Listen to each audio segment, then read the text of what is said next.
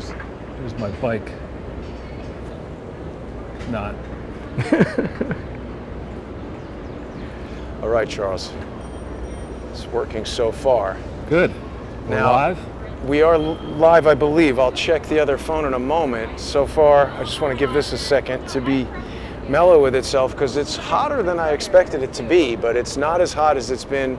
You know, we've done a bunch of shows where we've had kind of like temperature issues. The phones were overheating. Right. We've been relegated to the indoors for the past couple episodes due to inclement weather, you know, rain or whatnot. How are you feeling today, Charles? I'm feeling great, and I'm glad to be back here with you at a very significant place. I did not know you in 2014, but in 2014 with a friend, we will not say his name, with whom we traveled to Bosnia, I was standing out here, parked out here, to be in line to watch the people who would stand in line to buy Hillary Clinton's absurd book, Hard Choices. And you punched Alec Baldwin. No, it was pretty close to that though. I was right there where those city bike bikes are. Yep. Right, standing almost on that manhole cover, and I saw Jesse Waters. So I started talking to Jesse, and you know, we just yucked it up a little bit, and then I said to Jesse, you know, just joking around, I said, "What kind of an idiot would stand in line to get a copy of this book?"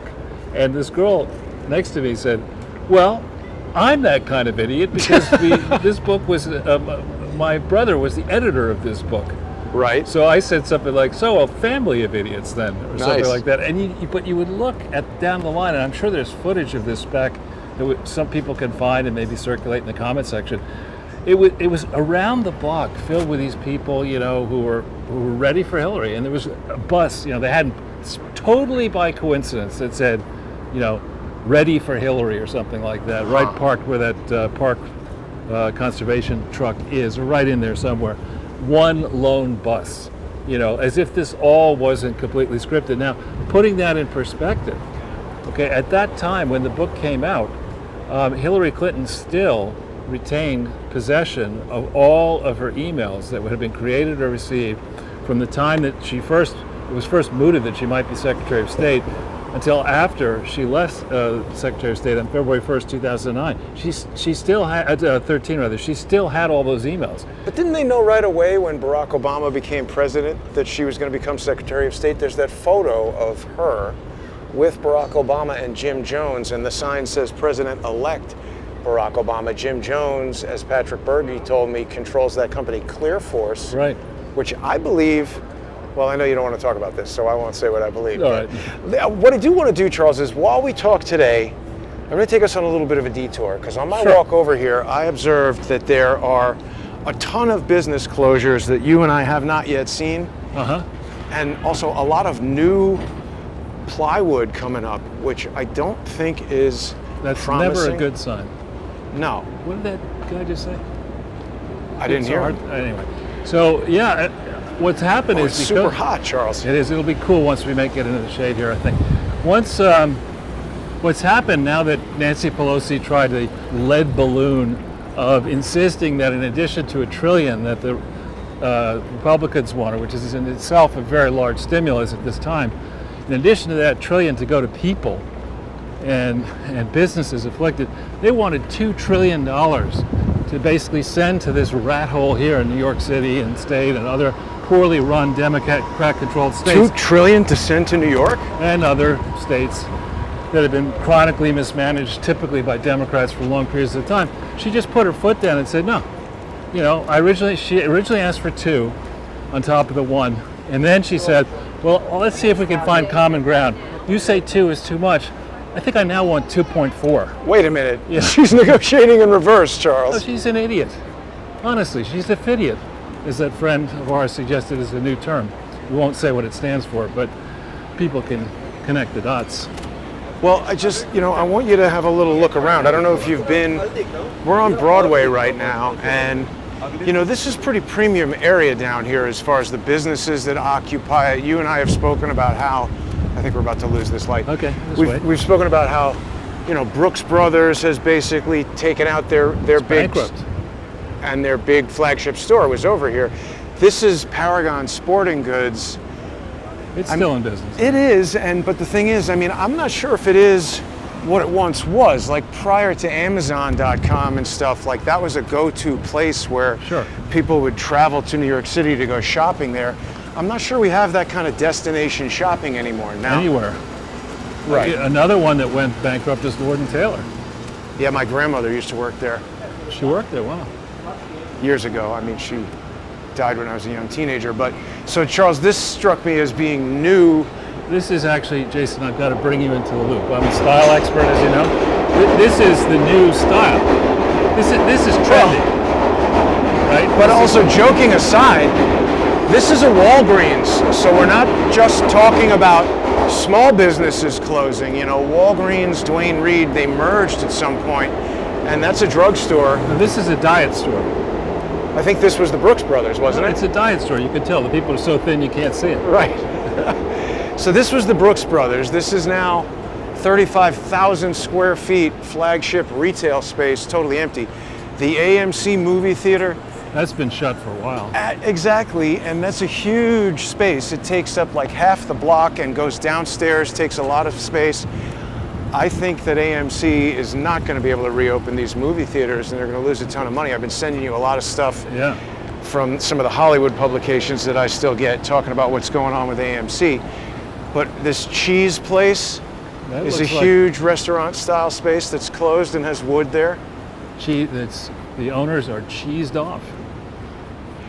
Okay, this place is out, 893 Broadway. I mean, is Equinox. Well, Equinox gyms, I think, are shut everywhere.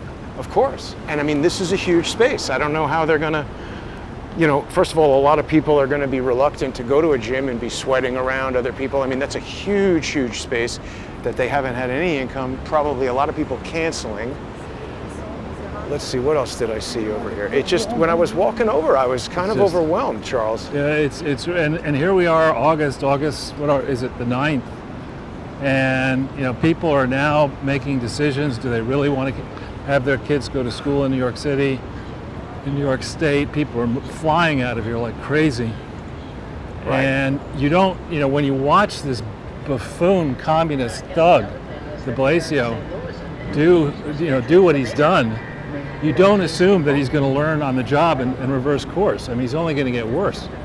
Exactly. Look at that, 902 Broadway, the ground level store is out. I don't even remember what that was. Another one here? Yeah, entire building for lease. Okay. Now this place has an upstairs, and I don't see any tables, so I presume this restaurant is totally not being utilized. Actually, this might have been Brooks Brothers. Which one was? Brooks Brothers was back there. Yeah. So this is something else now, totally closed. Oh, this was Restoration Hardware. That was a great place. And this, around here, I think there used to be a guy living around here in the corner. Let's see if he's still there. Yeah, on the street up here.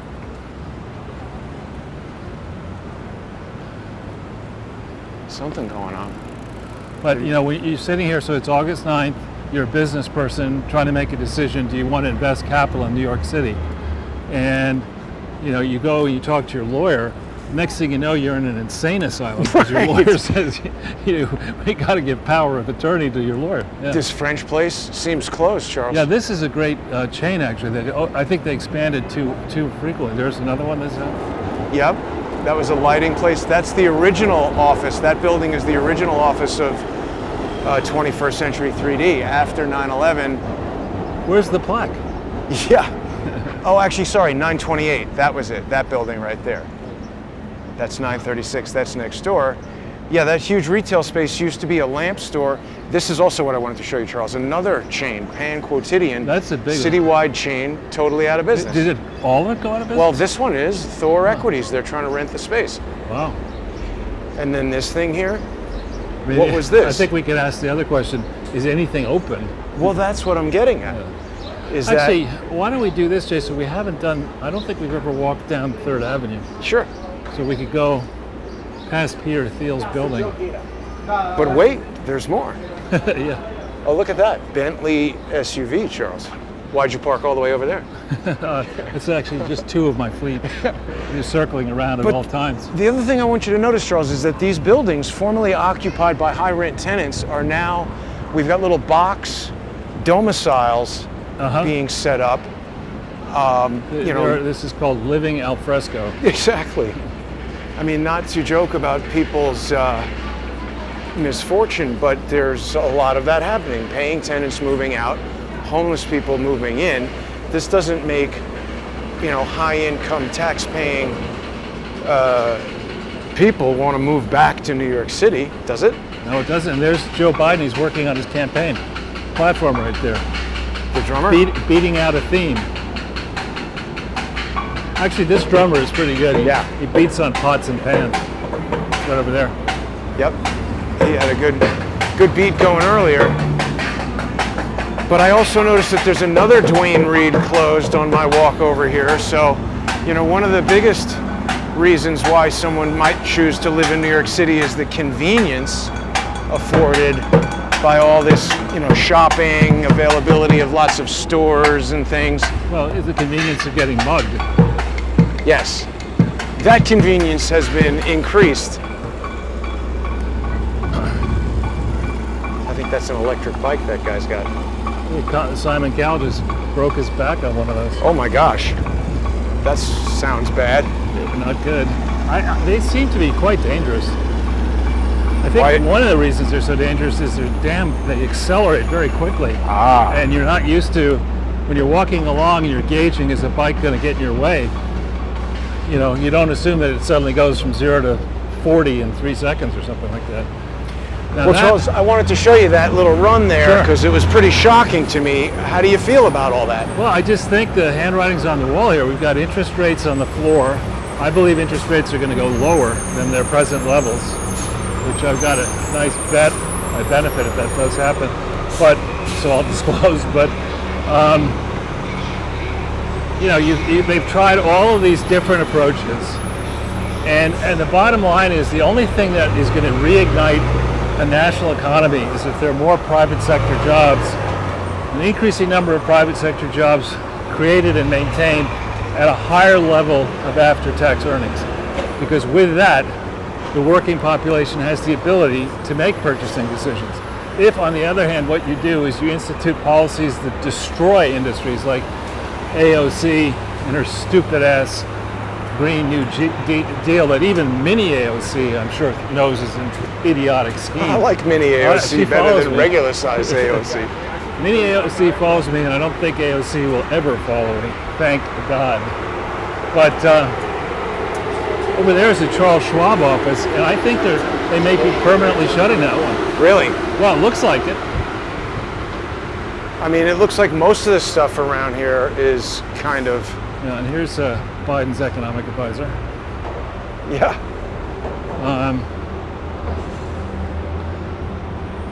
So you can have, if you go to this place for fish tacos, or you can go to Arby's. I must confess, it's the first Arby's I've ever noticed in Manhattan. I'm sure there are other ones.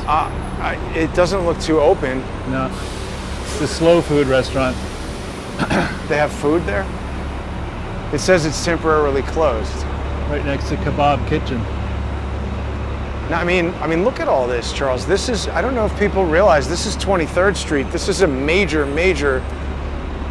street here. To put it in perspective, I moved to this area in, I want to say I moved in September of 1981, when this was a ghost town. And in September of 1981, this was a rundown commercial district with very few restaurants, and interest rates were sky high. They were like, mortgage rates, if you could get one, were like 14-15%. And after dark, this place was overrun with hookers. And this was a very, so when I see this, it's actually an upgrade. Charles, sorry, another Walgreens closed. Yeah. That's interesting. So this is actually an upgrade from what I remember. Closed. Well, right. Yeah, at least they're not, tumbleweeds blowing around yet. But I think it's important that people realize Walgreens of this size are selling groceries and, cleaning supplies and the type of stuff that you would expect people would be buying even right now. Well, Walgreens is a big company, actually. I think it might even be a Dow component. I mean, it's a very large company.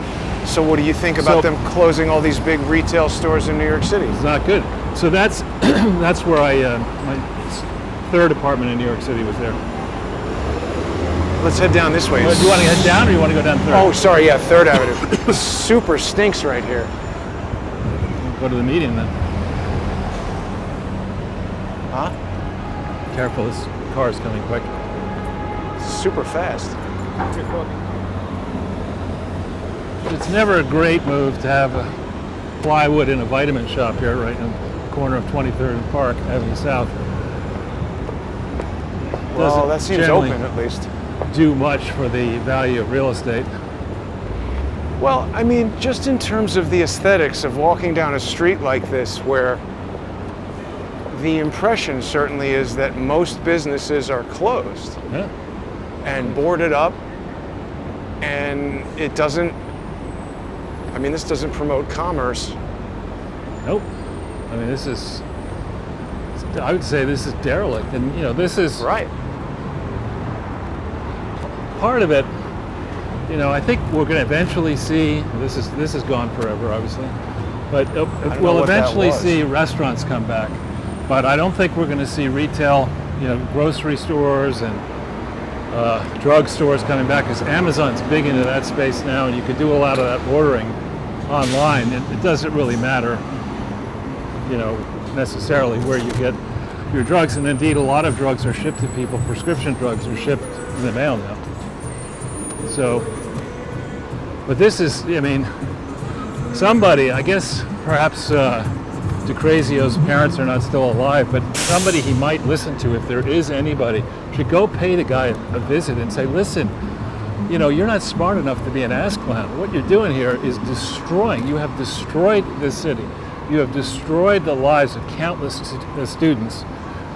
You have made it virtually certain that financial and industry and wealthy people are going to will not return. Will not return. Yeah, they're never going to come back, because you can never. Once you've seen this, it happened in the 70s. People foolishly came back in the 90s, 80s, and 90s. Now it's happening again. And when Bernie Sanders, a man who's never made an honest nickel in his life, his first solution when government screws up is to have the millionaires and billionaires pay for everything. How about he pays for it? How about we draw a line and look at his net worth before he got into politics, and look at his net worth afterward, and why don't we do a tax on his accumulated net worth while he was holding political office? I have a better idea. Tax graft at 100%. I'd say 150%, exactly. Yeah, and if he can't pay it, put him in debtor's prison. Which way are we going here? I guess sidewalk closed, please use walkway, unless you want to stay up by the street. No, that's fine. Charles, it's just amazing how each week it's just becoming more and more, I guess it's interesting from the standpoint of being a show that you can watch on YouTube or Patreon or Subscribestar, but... Well, I think you have done, you've done more shows than I have by far, more than just the ones with me, but we've done a lot together walking around the city, and I don't know of another production that has regularly gone from March 16th to the present, showcasing, or I don't know if showcasing is the right phrase, but dramatically illustrating how poorly the city is turning out. It's really disconcerting. And I'm sure we're going to see a few rats before long. This used to be a nice restaurant. It's changed hands a bunch of times. Doesn't look like it's doing too well. It's not. Some dim sum. So 3rd Avenue in the 70s and 80s used to be a slum. And going from 3rd to 2nd east was very dangerous. Well, in Alphabet City, forget it. Yeah. Well, let's for us youngsters I know have said from time to time, for shits and giggles, let's either walk down 3rd or walk down 2nd.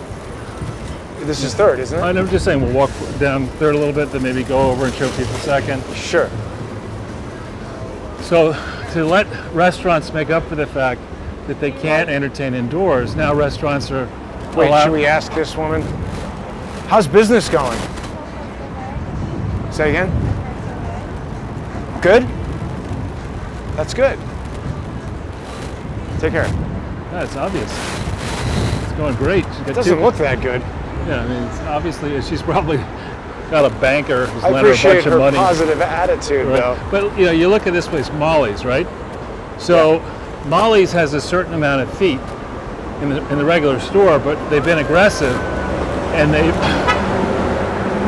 taken more feet. And I guess I don't know if China King is separate and the Tivoli Diner is separate, but these restaurants are reclaiming sidewalk space, I think, in compliance with applicable law. And this will work great in the summer, but come Right. late October, early November, this strategy is not going to work too well. So what are they going to do? Will they allow in-store dining or whatever? We don't really know.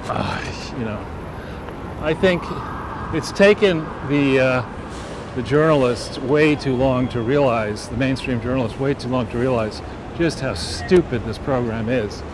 I mean, with all the ballyhooing, and there's obviously been lots of deaths, and actually somebody I know died last week of COVID. But this particular case, it's okay. This particular case is somebody who was diagnosed with a severe form of cancer and then went in for common treatment in a hospital and developed a fever and died several days later, and they attribute the cause 100% to COVID. Well, that guy must be the bartender sitting inside there. Yeah. So they attribute it 100% to COVID, even though the person had cancer. And Yeah, I don't want to be too specific because it'll give away the person, but the point is that these people, the hospitals and states and cities that run the hospitals are getting incentives for calling illnesses COVID related. We're not getting an honest accounting of what percentage of a given case, of a given death, will be attributable solely to COVID, and what percentage to other factors, and nor have we had a fair count of the number of cases. So when you think about mortality, the number of deaths, it's one thing, and it's obviously horrible to have 160, 170,000 deaths if those are all due to COVID. But you have to look at that in context. You first have to say the population of the United States is 325 million or thereabouts. In the last 20 years, the population has been aging because people have been having fewer kids and living longer.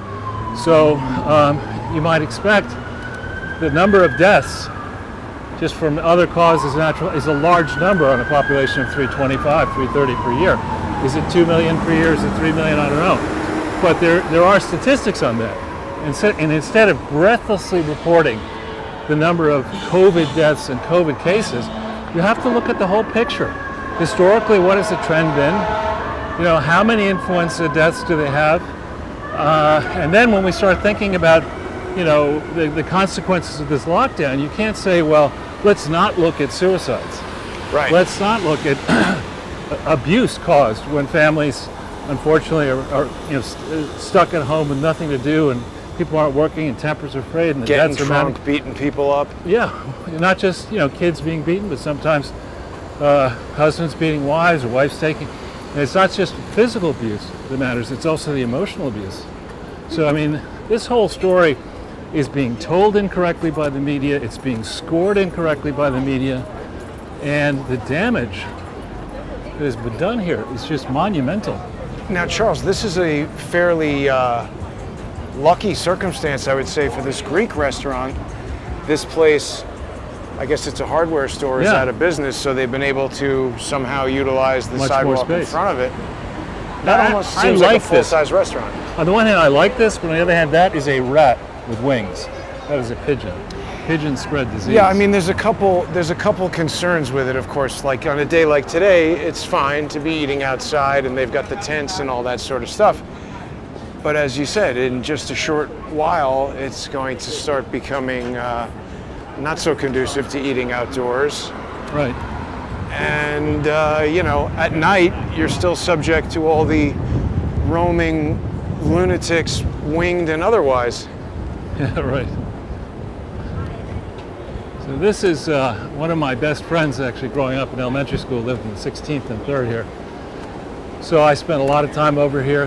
This portion actually, save for the sidewalk cafes, has not changed all that much since to a certain extent it has, but not all that much since the 60s and 70s when I remember it. That's a booming business. There's nobody in there. I know. By booming, I mean blowing up. Yeah, I mean, all of these businesses are pretty closed. This Even place the ones I that are open. used to go to in 2009. Sunburst Cafe. Yeah, it's not bad actually for brunch. I had a friend of mine was living in a building over there. So Charles, the other thing is, you know, I saw this report that de Blasio is suggesting that the city could buy up some of these vacant buildings and turn them into low-cost housing. So isn't that sort of some kind of maybe surreptitious redistribution of wealth when you deliberately make a bunch of decisions that cause valuable properties to lose their value and, you know, tax-paying citizens to fear for their safety, their businesses and their lives to leave, and then you buy up that stuff because you've just crushed the demand, so you've made it cheap and now you give it out to people. That seems like it seems like socialism. Economic illiteracy. I mean, the starting place, you say, what's the credit capacity of New York City? Has it been improved or worsened since March 16th, 2020? I say it's a lot worse. I'd say it's 50% of what it once was, if that. If that. And it's running a deficit. It's got too much debt. It's got too many overpaid bureaucrats and pensioners. And they've managed to get away with looting and laundering this place. You know, laundering the funds they raise for these supposed social programs to end up in the pockets of the cronies and looting the programs for themselves in many ways, not just the way you described. So that really gives a new meaning to crony virus, Charles. Exactly. Exactly. Which is sort of where I came up with that idea in the first place. Yeah, it looks like Sally's Spa's not doing too well. What is Sally's Spa? It is a former business. Oh, now Charles, I forgot to take you through the today's graphic. Let's do that. That graphic is fantastic. Yeah, it's Joe Dirt 2020. Of course, we've got Joe Dirt himself with his buddy B-Rock, Barry Soetoro Obama, the most, at least physically attractive member of Congress, which is not saying too much. Ocasio-Cortez, she's sort of hanging on, hoping for a victory. Hillary looking sort of irritated that she's being left in the dust. I think she still had designs on being president, but once Joe Biden is officially found to be totally incompetent, it seems more probable that that role might go to Susan Rice or some other double agent. Yeah, so Susan Rice, there's a piece in National Review, I forget who the author is, but it's 5 things you don't know about Susan Rice. Now, and other people have written, 10 things you don't know and 100 things you don't know. What? Well, it seems that China has taken over the Gramercy Spire, Charles, based on the font. Yeah, no, we've got it. We've got some homeless people here in the street. We don't want to disturb their sleep. Sorry. It's okay. Yeah. So this 5 things you don't know about Susan Rice. Yeah, 5 things that you don't know, and it recounts that, first of all, she's got all the great qualities you want in an idiot, an effing idiot. I mean, she is stupid and doesn't want to listen to dissenting opinions. So that's why, careful, that's why she got us involved in not doing anything about Rwanda. No, they played a role in causing that business in Rwanda. And then in Democratic Republic of Congo, another one. Sierra Leone, another one. It goes on and on into great depth about how this person has, literally everything she has touched has turned to shit. And yet this person is going to be a heartbeat, less than a heartbeat away from the president if the Democrats go so far as to attempt to nominate her as vice president. Are you a junkie? Exactly. He's fine. I know, I'm a lion dog-faced pony soldier. And a junkie. And listen, Pat. Yeah. I'm just the kind of person you want, a steady hand on the tiller of, the leadership of the free world. Yeah, go that way.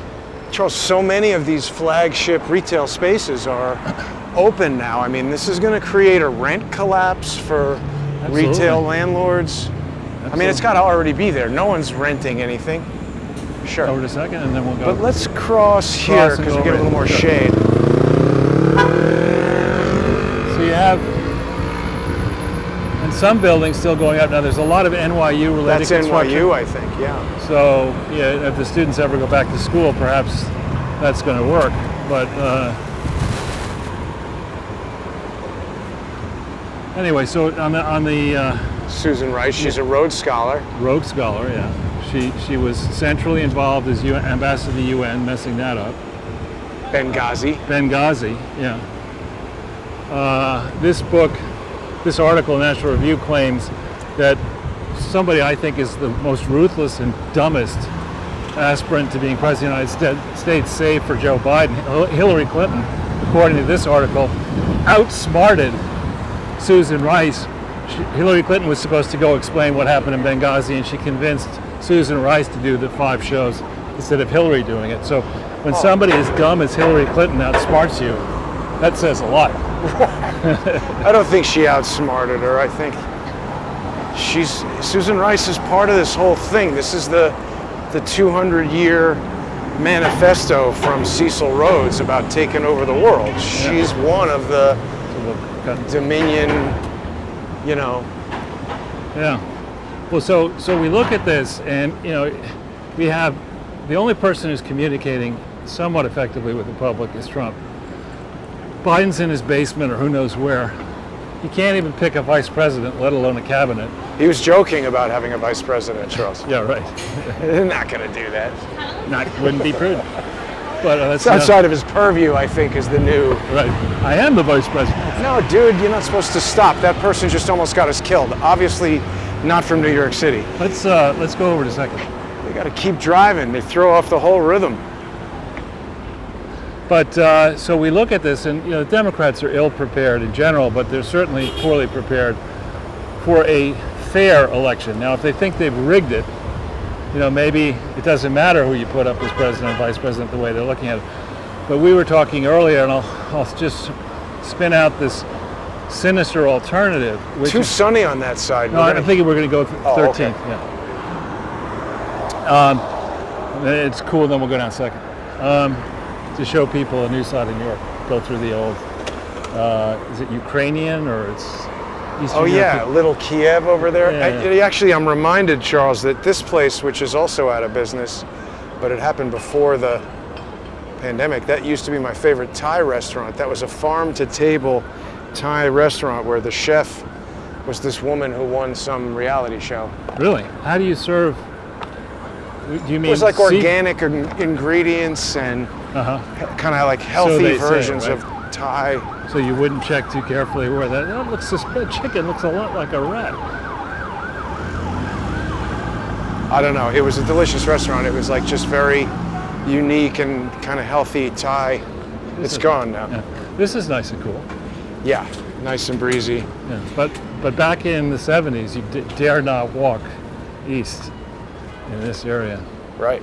Yeah, even when I started going to NYU, I mean, definitely Alphabet City was sort of not a place that you would go Not to. a thing. Wow. But That was a delicious looking chicken that guy was eating. you hungry, Jason? You want to buy you some food? I mean, You peckish. I've been eating ravioli and chicken tenders, and I sometimes, cook nice stuff, but it takes a lot of time. So it's just spinning out this idea. What they may be doing is they've locked in mail-in voting.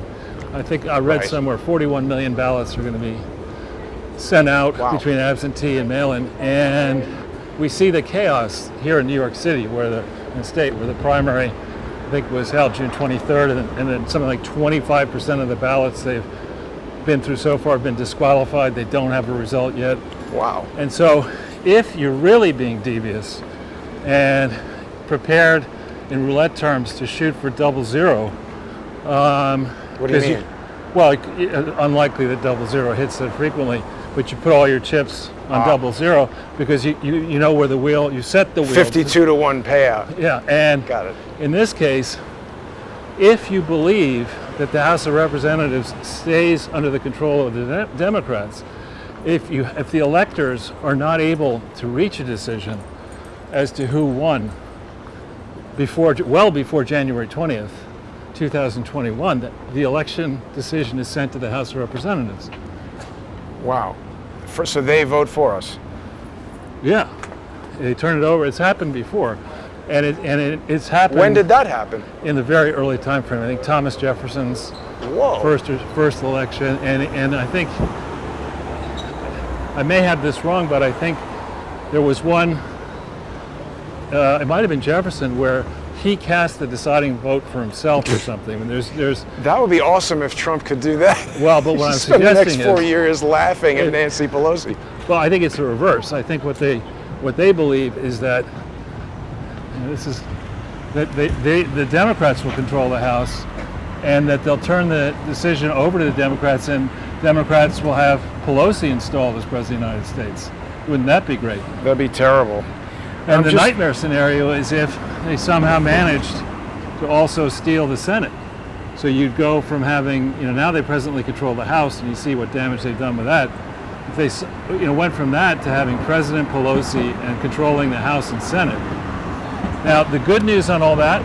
I'm sorry to interrupt, Charles, but look at this building. What is this building? This did not have graffiti on it until very recently. I don't know. Some kind of a. So Pelosi could be the president.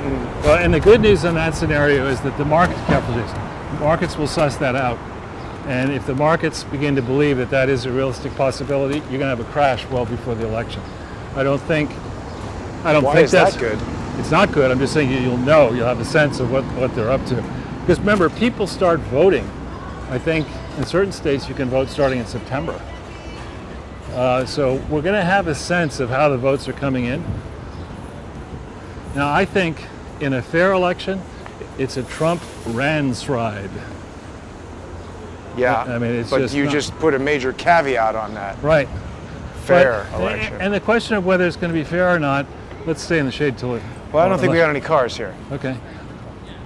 In the question of whether it's fair or not, I think the Trump base is motivated to come out in, hugely. We could talk about, for example, this thing that we did a lot of. I did a print interview with the great Katya Blainova, and then I was on One American News with Liz Wheeler on Friday.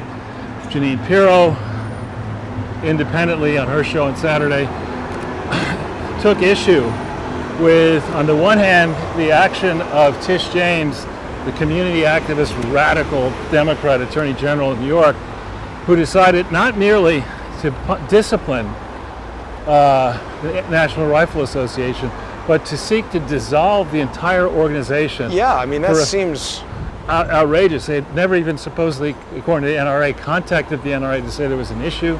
They didn't give them a chance to respond. And the first action that you would take against a rogue organization like that is you might consider appointing a conservator. And as Janine pointed out, she was in exactly that condition. There was some charity that was operating outside the law, and she herself got a conservator installed to fix it up. You don't move to dissolve it without giving them any opportunity to remedy the deficiencies. Well, and in addition, it's a relatively small compared to the Clinton Foundation operation. The NRA was established and organized and operated in compliance with law in New York City and state beginning in 1871. The Clinton Foundation was never lawfully organized or operated anywhere in the world, let alone inside New York, which has far stricter charity laws than Arkansas does, where it nominally was organized, or I should say incorporated, on October 23rd, 1997.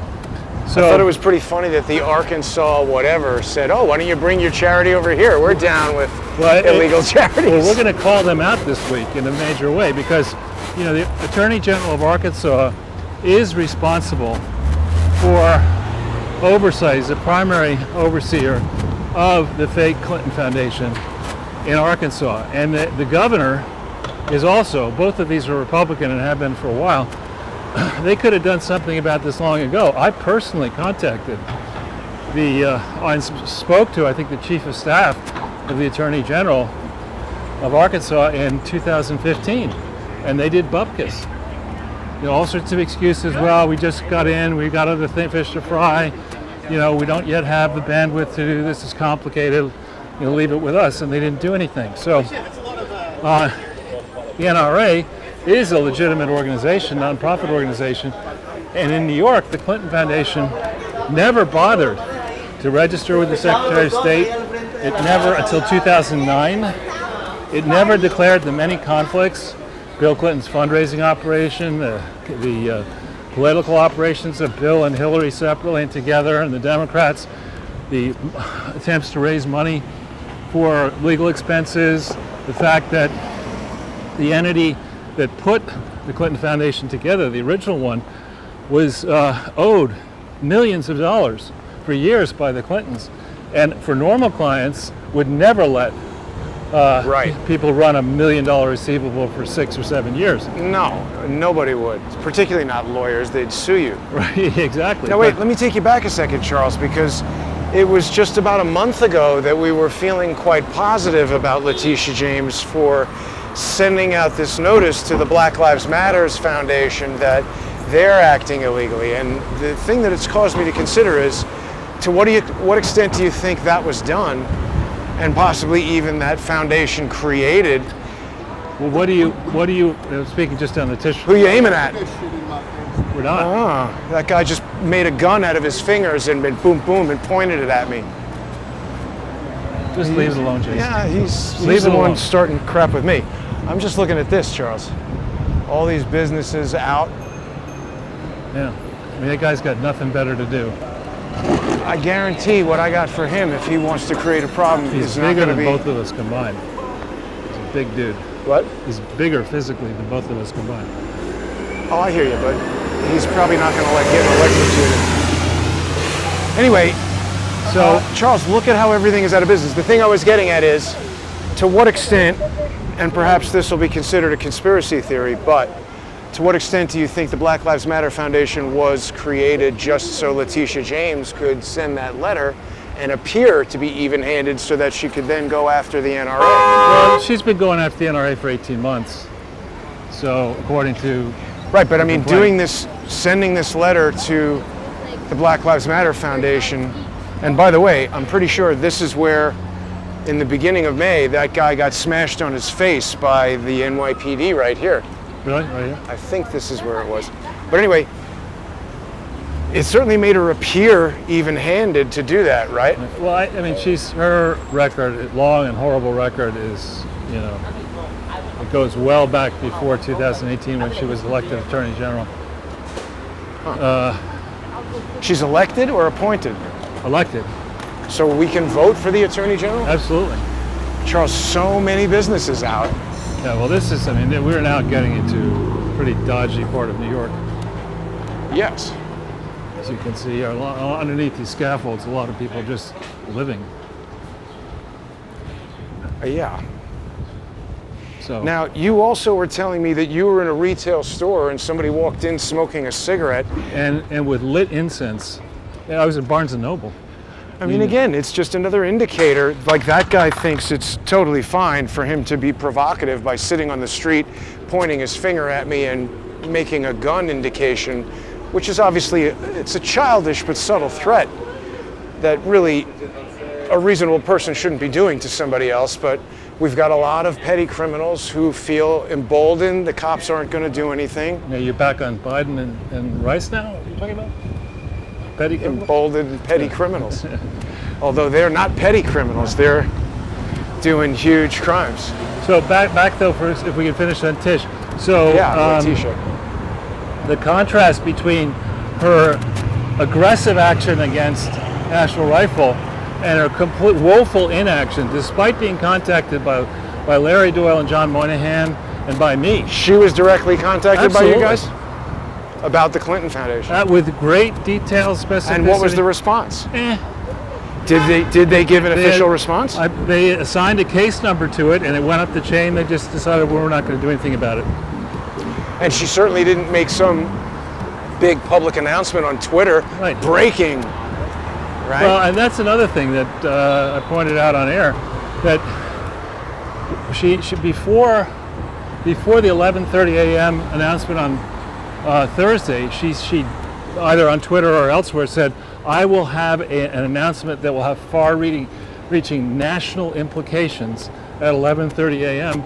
on Thursday morning." Last I checked, Tish James is the Attorney General of New York, not the Attorney General of the United States. And so, she just admitted that she was grandstanding, trying to Political prosecution. Yeah. And there's a fellow who's frankly quite annoying, named I think Noah Feldman, who's a professor at Harvard Law School, who I think took Alan Dershowitz's seat after Dershowitz left. So he's a young guy, Rhodes Scholar, very, Oh my God. successful academic type, and appointed as a top law professor at Harvard.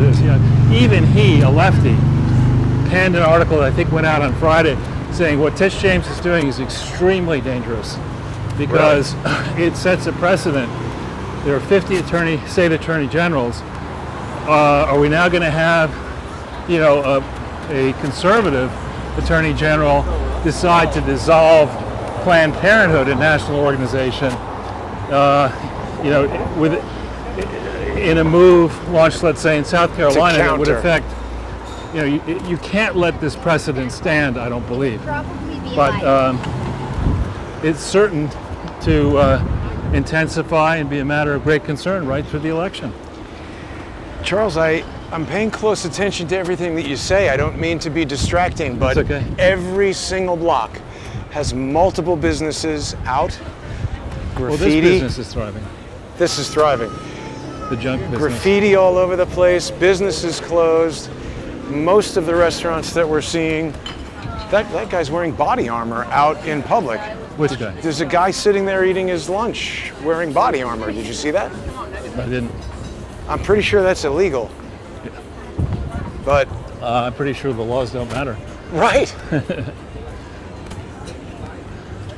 I mean, Charles, we're walking through a ghost town. I've been, my series has been called Ghost Town NYC, but I mean, it's literal and clear. It's a lot busier than it was 3 months ago, though. Yeah, but I think that's kind of like The Walking Dead. It's people like us who are still here trying to utilize the shells of businesses that remain. But the infrastructure of this city, and I mean even the business infrastructure, is designed to accommodate millions of people. If we cut that in half or less, the businesses won't be able to be sustained by those remaining, and it's going to be this continuing cascade of failure. Exactly. I mean, all these businesses are super graffitied up, Yeah, well, the ones that remain. exactly. Yeah, there's some. Nothing shady happens at this place, I'm sure. So, The funeral? yeah. Nobody checks too carefully, whether... Wait, look at what the name of it is.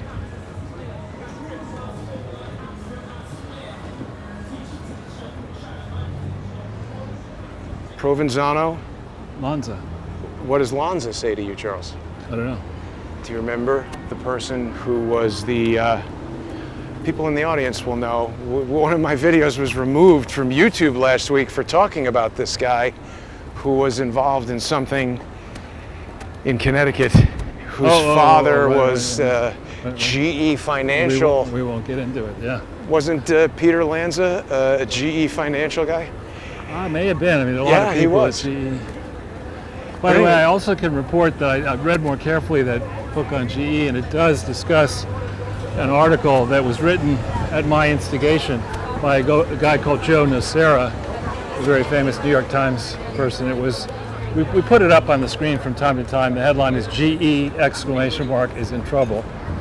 And it does mention how that article came around, what GE's reaction was to it. But the book covers more the aftermath of GE and how it came under the control of this hedge fund, Trian, T-R-I-A-N, and how it seems to be utterly discredited now as being a place where the business executives know what they're doing, because they don't. Well, speaking of business executives, it would be really super interesting for you and I and some of the other guests on Crowdsource the Truth to have a conversation someday about this guy, Peter Lanza, and his role at GE Financial and the coincident timing of his son becoming involved in something so controversial that even talking about it last week got a strike on Crowdsource the Truth. So if people are trying to watch this video on the Jason Goodman channel, you got to watch it on subscribestar.com/crowdsourcethetruth or patreon.com/crowdsourcethetruth. East. Or Crowdsource the Truth 2 on YouTube. People should subscribe to Crowdsource the Truth 2. It's a backup channel. Charles, I don't want to get into it, but you know the details of the unprecedented and numerous legal challenges that are being posed to me at this moment. Yeah. Now, we're on the Lower East Side here. I think we definitely should go this way. I agree. That gets into very dangerous territory. Because there's not that much stuff going on over there. Now, this huge thing is a Whole Foods, isn't it? I think it's a Half Foods. No, the whole bottom. This is the largest Whole Foods. It's a quarter Foods now. I get It's it. an 8 Foods. I think it's something, but I don't know. I mean, Whole Foods is... Yeah, this is the Bowery. This is where I was walking with my brother. We'll walk down here. Maybe I'll go. I don't think they had all that graffiti before. No, they did maybe 30 years ago. Back now. Right. So, Letitia James is a mess. What's going to happen with that, you think? well, I think there's a lot of... Trump made it, as usual, a very controversial statement when he went out to Whirlpool to give a speech. And I think Friday he said, "You're not going to see me for a while," which is pretty unusual because the president, unless he's on vacation, even then he's on TV every day. Well, sometimes they get. Let's wait here in the shade. Sometimes he, they'll cut the president slack. I know they cut Obama a lot of slack on vacation, and Clinton and others. But it was an odd statement. And right before we went on, I think around 2 o'clock, I checked to see whether Trump had tweeted today, and he hadn't, which is unusual, because generally he goes crazy. I mean, I'm not saying he's crazy, but just he likes to tweet. Twitter crazy. Twitter crazy. So let's perhaps go on the other side, because it's going to be in the shade. So this Whole Foods is still open, but I mean, again, I think that just from observing the Whole Foods in my neighborhood, it seems like they're moving more towards a warehouse fulfillment model than a giant retail location. And you don't even get, as I understand you're telling me, you order, and they may or may not fill your order with what you ordered. A lot of mistakes. It's kind of like Russia, the old Soviet Union. Hit or miss. Yeah. Grocery shopping has become catch as catch can, Charles.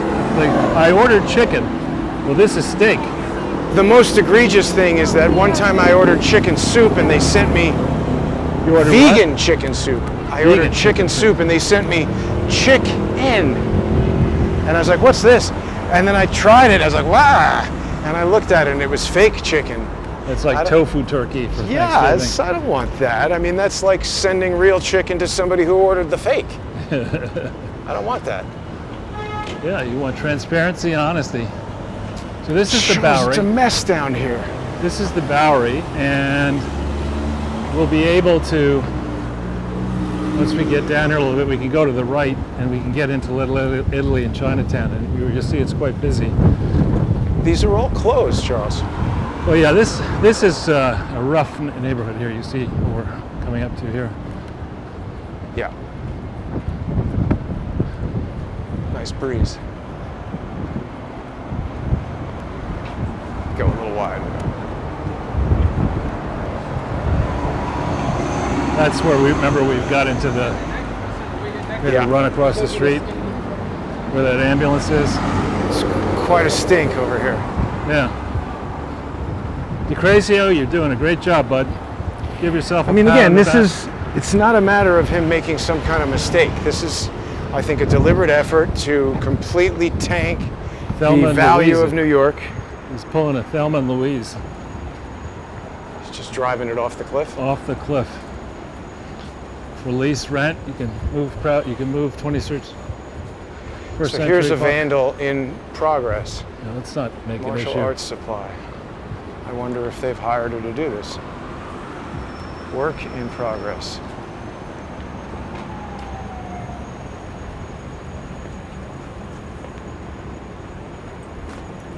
Yeah. Nice. That guy's building is all graffitied up. I guess maybe these places are closed on Sunday. This is all restaurant supply places, Restaurant right? supply. But I mean, aren't they usually open on Sunday? No. Okay.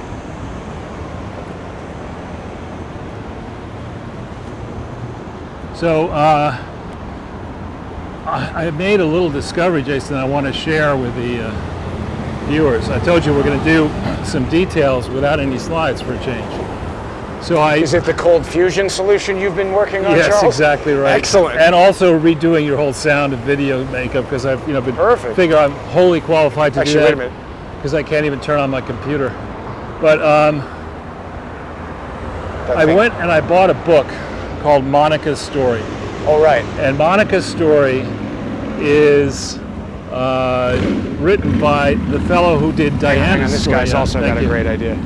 Diana's Story. Yeah, thanks. We saw you there, lady. You shouldn't be doing that. She's like, hi, almost killed you. Diana's Story. And so it tells the tale. It obviously has access to Monica Lewinsky. And it no, straight dead ahead here. What do you think of this? Walking into it. Yeah. Donate plasma if you've Let's recovered. get over here. So Monica's Story. Monica's Story, yeah. So that book came out in 1999. And it's significant that it came out in 1999 because that's before Rat Rodenstein and James Comey and Mueller investigated the Clinton Foundation from 2001 to 2005. They could have read this book, okay? And this book put some things together for me. First, it is phenomenally embarrassing to the president, discussing the way in which Monica Lewinsky treated the president, frankly. What do you mean? I mean, it was just, Telling him what to do, and yeah, and she's the first instant she met him. the she's first like day 20 and she's telling him what to do? Yeah, well, it has all these admissions and her claims about what the president said to her and back and forth. But the key point is, it doesn't weave in the Clinton Foundation. So when you weave in the Clinton Foundation, on April 12th, this is what I was talking about, these teams of kids on bikes. Yeah, they're up to something no good. We will stay far away from them. Here, look, Charles, for rent by owner. But you see, look at this company, this is Wilding. It's in like an army. And they get together and they dare you to get near them, and they go on the sidewalk. They're not supposed to do that. They ride in crazy ways. They threaten cars. What do you think about this total graffiti bomb on that building? Horrible. Now here's That's somebody quite with a a gas-powered bicycle. This is quite a large number of these. Thank you, Mr. de Blasio, for this. You know, this is not going to end well. So, Monica, when we weave in the Clinton Foundation. On April 12th, 1999, the Clinton Foundation management, trustees, using BKD and a law firm, punched out a version of their first annual report to the IRS, Form 990. We can stay right here. On which the thing is, there's nothing correct on the form, right? They say that the name of the entity is William J. Clinton Presidential Foundation. It's the William J. Clinton Foundation. You go on and on. They say it's the initial return for the entity. The initial return should have been for 1997. They don't capture all the revenue. They improperly capture expenses. They don't talk about conflicts, and on and on and on. That's April 12th. On April 13th, according to Louis Freeh, who did a book, I don't know if I trust him, though. well, I know, but then according to the decision itself, which I've read, Susan Weber Wright issued a blistering decision against Bill Clinton, saying that he traveled. What was she then? She was a federal judge in Arkansas, and this was a civil complaint. Susan Rice was a federal Susan judge? Weber Wright. Susan Weber Wright. not rice. Yeah, we can go this way now. A blistering decision against Bill Clinton that's saying that he had violated the integrity of the justice system by lying under oath in essence, and he referred his acts for disciplinary action to the Arkansas bar. He was subsequently not disbarred. He relinquished his law license for 5 years. That's a pretty harsh punishment from the Bar Association, who usually does nothing. All right, but stay with me. This is April 13th. BKD and the Clinton Foundation had printed out a false, knowingly and materially false, first, in theory, IRS return on the 12th. They sign it on the 13th. They mail it in. It was received to Ogden, Utah on the 9th. So, having been disciplined, seriously disciplined by a federal judge, the team that was running, in quotes, Bill Clinton's foundation, decides its first filing with the IRS is going to be fraudulent, right? And why I bring this up is a true investigation of the Clinton Foundation would start at the beginning and say, does the thing even exist? Is it an organization? And key, separate and apart from its creator, Bill Clinton and Hillary Clinton. Right. Which it needs to be. Yeah, is this entity... Here. That's perfect. What? They're busy arresting gummy bears. Is the entity sufficiently independent that a political partisan working with Bill Clinton and Hillary Clinton could be stopped from engaging in naked political acts that are in gross violation of the normal charter of a presidential foundation that's supposed to hold presidential records? And in the first return, you have evidence that they couldn't stop the people, the cronies close to Bill Clinton, from lying on their first return, just at the same time as Bill Clinton was being disciplined by this judge, even as he sat as being president of the United States. What more evidence do you need in 2001 that this thing is a complete fraud, that it's not separate and apart from the Clinton family? It is not a charity. It's a slush fund. In 1998 and 97, the Clintons faced financial ruin. Had they been forced to pay the bills, the accumulated Williams and Connolly and other legal bills that had been mounting since 1992, currently they'd have to declare bankruptcy. They didn't have the cash to do that. They couldn't borrow the money legitimately. So the reason I need this loan, sir, is I'm engaged in all kinds of criminal activities, and my lawyers won't defend me unless I pay them currently. And if I don't win, I'll go to jail and all will be lost. Now, we could go down further to... Well, but Charles, perhaps one of the reasons they didn't investigate, you're talking about these naked political acts. I think Bill Clinton was doing those 2-3 times a night. So they just had too much on their plate. Oh, and I'm telling you, the disclosures in this Monica Story book, which will feature ultimately in materials in a book that I'm working on, are so hideously embarrassing. Because Monica, on the one hand, was a femme fatale who I think, though young, was skilled at manipulating older men. And she knew what she was doing. And there were moments, I think, of great pleasure for her. But the admissions in that book that was published in '99 while Bill was still president are just stunning. Admissions by who? She claims that Bill Clinton, when he tried to end the affair, he said, listen, I've been a liar my whole life, and I'm tired of lying. I lie to everybody. I lied to my wife. I've lied to countless mistresses. I want to stop lying. The truth is, the reason he broke up with her May 23rd, 1997 is, I think, 3 or 4 days later, the Supreme Court ruled that the Paula Jones depositions could go forward. And he didn't want her to be deposed. Her and the other ones. Yeah, he had to get her out of the picture and on side. And he knew, as a guess, through leaky channels, he knew that the decision would prove to be adverse. And it turned out to be 9-0 against the notion that a sitting president could defer prosecution for civil matters indefinitely while he was president. So he loses that 9-0. It just, but you go through, there's admission after admission, and here we have these people. As I said on One American News, we have the very three people who missed what an obvious fraud. They could have squelched this Clinton Foundation. They could have squelched the Clintons in March of 2001. Both of them. Hillary. Who's they that could have done it? Rod Rosenstein, James Comey, and Bob Mueller. Let's say by 2002 when... Yeah, I mean, obviously those guys aren't going to do that. Well, I think they were selected in their roles to make sure they wouldn't squelch it. I think that the folks who pulled the strings were real happy to have George W. Bush in there, who they felt they could yank his strings, and even happier to have all this dirt on the Clintons, because they then felt, they did run the swamp. Yeah. Now you see how busy this is. Not busy at all. This would be busier. packed. Well, comparing it to normal, I mean, again, these restaurants have had to adjust their business practices in that they're not even allowed to offer accommodation to, in many cases, less than half the number of customers that if they're renting these spaces. And the rents are high. Right? So the rent hasn't changed. The rent is too damn high. So if I just pull together the thread there,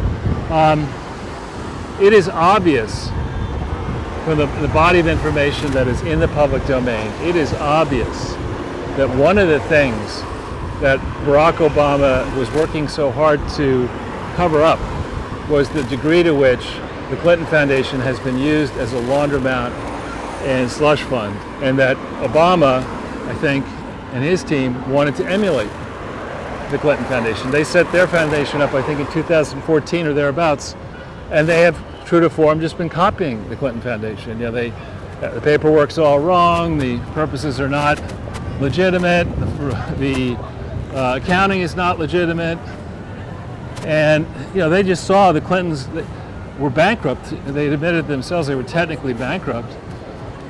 They said it on the news. Huh? Hillary said it to some newscaster as part of an explanation for something or other. Right. And so, and the bill had to work to, meet the family bills. She was like, as you know, well, I don't know if you know, you would have no reason to know, but we were broke. And it's like... Right. And now they're worth hundreds of millions. Right. Who knew that and who cares? It's just because they're very careful savers, and they're really shrewd investors. There's nothing untoward here.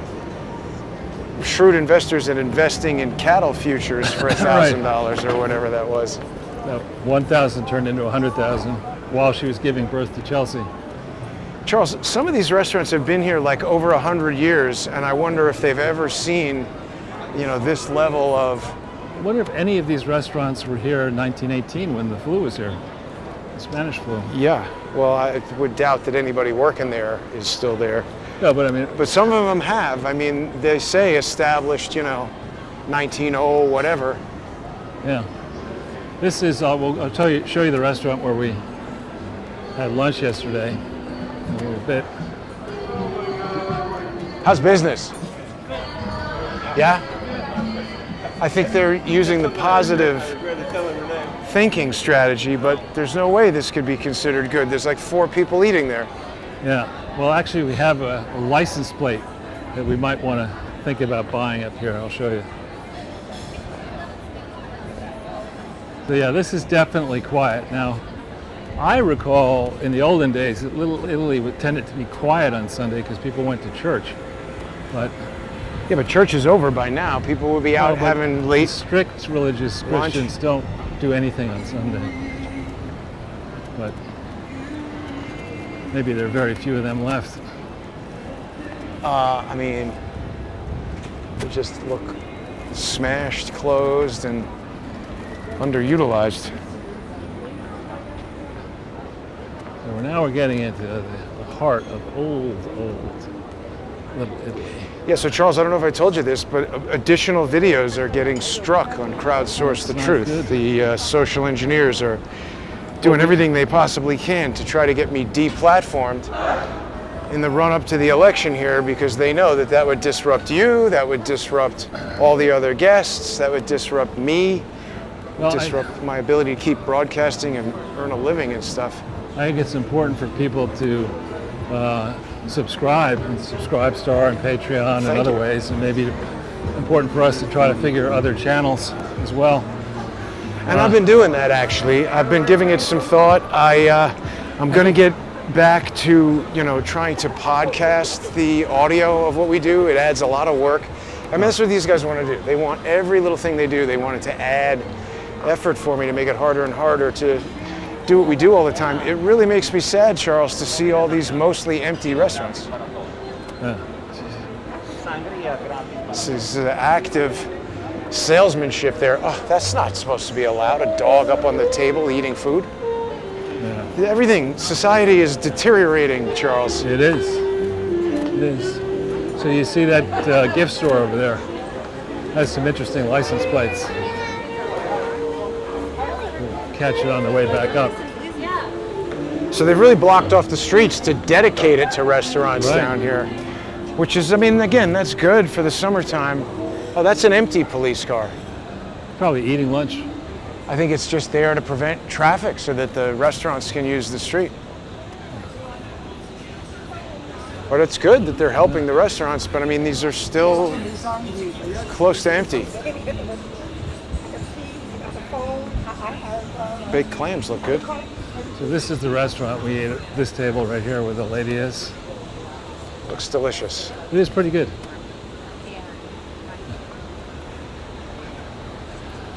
Good meal yesterday. How's business? Not bad, yeah. All right, have a nice Sunday. Did you notice, Charles, that every single person, people maybe haven't seen their facial expressions, when I ask them how's business, they say, "Yay, good." I mean, I think they're happy to be here at all and back in business, That's right.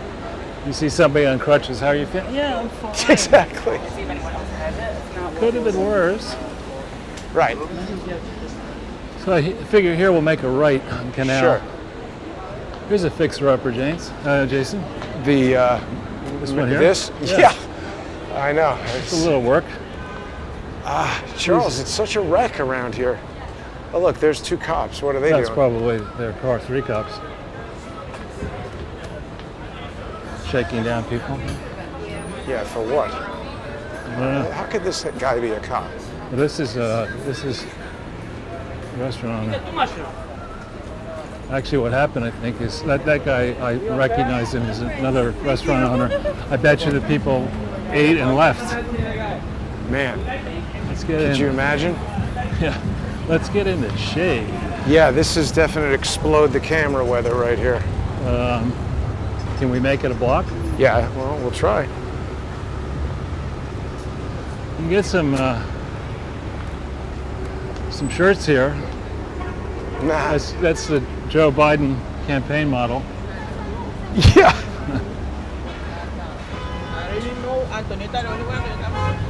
It's a very popular one. That's right. Very insightful. Ooh. Yeah, I mean, this is a real roasty We can go up part Baxter. of town. I think Baxter is Chinese.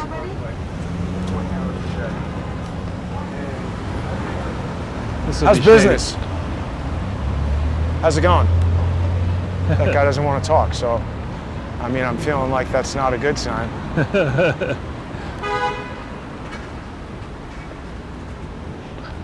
I mean, I know the answer to that question. If your business is losing money, it's doing great. I mean, What do you mean? well, if you have no customers and you got all your costs, you're losing money. So Right. That's what I mean. I don't even really need to ask. why do you? Well, I'm just curious to see what people's response will be. The Dough Club is still making donuts. And this might be the quietest street in all of Chinatown that I'm all aware of of. Manhattan.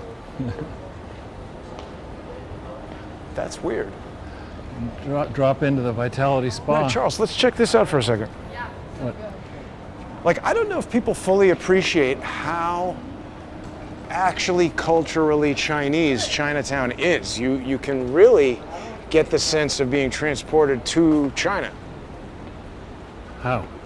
I mean, I don't know, like, you know, those kind of like small shopping malls that fill like one office building in Asia where it's like, All right. I mean, they have those down here and like nowhere else in the city. and it's just like a very kind of Asian feeling. You want to go?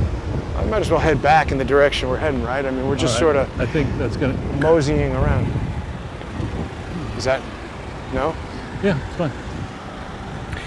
So, okay, so Letitia James, she's got this lawsuit where she's deliberately coming right out and saying she wants to dismantle the NRA. And that's going to, as I said on multiple platforms, I mean, that's going to energize the Trump-supporting, Second Amendment-loving people. I mean, to say that what you want to defund the police And get rid of guns. and take guns away from lawfully, law-abiding gun owners is a message that, frankly, before you get to the idea of taking away guns from the law-abiding, 80% of African Americans do not want to defund the police. I saw 81, yeah. So, I mean... They want more funding, they said, in that Of study. course, because, when you're... It's one thing to be living in your penthouse apartment on Park Avenue and summering out in Southampton and talking about how the police are evil. It's another thing to be living in the ghetto and to hear gunfire all night Outside your place, in the hallway. and the cops don't go there because I don't think they're afraid, but I think they might be. well, they're afraid that that the narrative will be spun against them. Yeah, they're going to get arrested for doing their job. Oh, look where we are, Charles. Yeah, your favorite place. We're back at the Oddfellows place. Exactly. Wulim Spa. Right. And then, but also, this is, see, it says right there, Charles, police department. Can you see that? Yeah, that used to be, I think, one of the main police department buildings. Well, I mean, I wonder if it wasn't the full police department itself. And then, I mean, again, the question that I've had is, it's sort of interesting that that's the police department and here's this contemporary building that is the Oddfellows, because what I'm getting at is it seems like Derek Chauvin in Minnesota is working for the police and the Oddfellows. Want to go up that way? So yeah, so what's the connection between these? Whoa. I don't know. See, and all these people drive in from New Jersey and they think they're driving on the turnpike. They go like 50 miles an hour around these streets. Yeah, actually in New York City, the speed limit is 30 miles an hour. Yeah, those people didn't get the memo. Yeah, well, perhaps they can't read. This seems kind of aggressive. Doesn't seem like a temporary seating space. Huh. It also doesn't seem like anybody's utilizing it. Own Eels. Yeah, that's a strange name. I don't know, Charles. I don't know how much longer I can... Hang out here? Yeah, I mean, I never thought I would want to leave New York City, but I'm really like not enjoying being here. And none of the things about the city that used to exist are still here. Like, I used to have no fear about walking around really anywhere at any time of the day or night. I literally would, leave a friend's party or something at 1 or 2 in the morning and I could walk from, 80th Street to my apartment without giving it a second thought. And now I'm reluctant to go outside during the middle of the day. Well, I think you've aged and acquired even more common sense. Nah, that wasn't it. I mean, it was not unsafe prior to, March. Yeah. See, now that looks like graffiti art to me. Yeah, that's kind of nice. I don't know what I mean, even if we don't like it, it obviously takes skill and big city of dreams. Sort of nothing wrong with that. maybe it used to be. Now Get it's up more there like and do bad dreams. city of nightmares. That's a pretty intense BMW. It is indeed. Well, a lot of people are speculating about what Which way do you want to go? Trump might have been talking about with this "you won't see me" for a while. Where do we want to go? We can go. I don't think we've been up Cleveland. Yeah, let's do it. I don't think I'm even aware of Cleveland or have Well, stepped foot on it in my entire time living It's here. a good segue because last week in Cleveland and in Miami, FBI conducted raids on Right. holdings of the oligarch involved with the Privatbank in Ukraine, where it is rumored $1 billion went missing. Zlochevsky or something? Yeah. And He had holdings in Cleveland, Ohio? the theory went that they had looted money in Ukraine and taken a portion to invest in the U.S. in real estate. But I mean, isn't Les Wexner all up into Cleveland, Ohio? Columbus. Oh. Hey, look at that, Charles. What? This is kind of a cool. I like this graffiti art.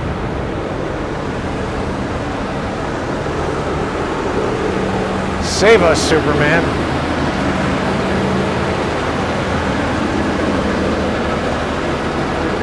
He's got toilet paper on his chest. So Cleveland, Ohio, they raided.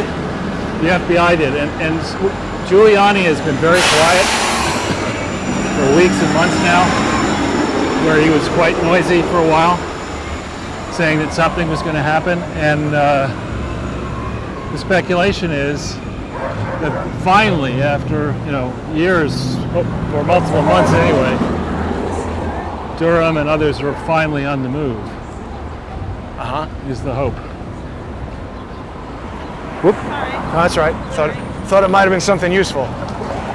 It's just some piece of trash dropped out of that woman's I saw that. bag. Well, and then what about this thing that I think Fabian sent this morning from Gateway pundits saying that somebody told Brennan that he's not the focus of the Durham thing? I don't see that as being possible. I mean, I think Brennan has been up to bad activities for his entire life. It's true.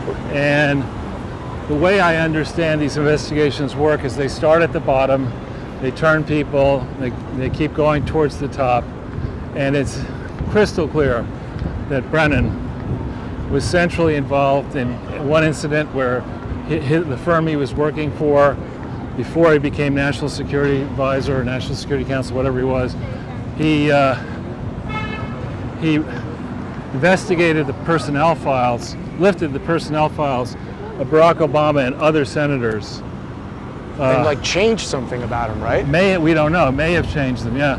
And so that's deeply suspicious. The way in which he was confirmed is suspicious. The activities that happened under his watch when he was head of the CIA is suspicious. And a lot of the work that the Clinton Foundation was doing, the illegal distribution of adulterated drugs and other crazy projects around the world, had to be known to the CIA, unless the CIA is like the SEC, just watching porn, which may be the case. Yes, it may. I've been very unimpressed with the CIA employees who I've met so far. Exactly.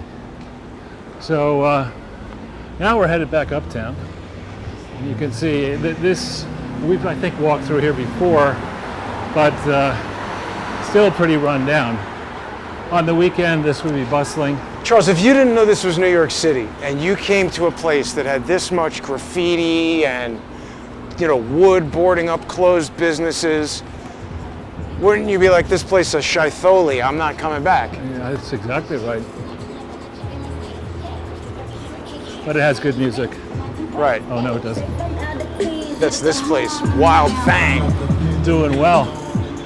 The comeback is always better than the setback. Yeah. Yeah, but we're still being set back. How about the throwback? I don't know. Yeah, so this used to be hip. It's Prince Street. My God, this is fancy territory and not much going on. So did I tell you there's one uplifting thing. We need it. The Trump team is working on this infomercial campaign. What's worse than COVID-19? What? Biden 20. That is good. That is good. You could do that in like 5 seconds on Twitter. A lot of fire department activity today, Charles. That's right.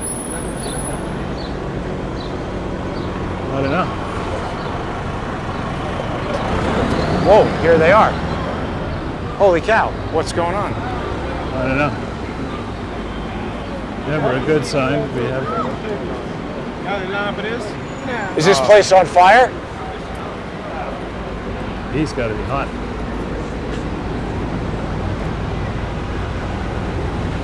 I don't know, it doesn't seem to be on fire.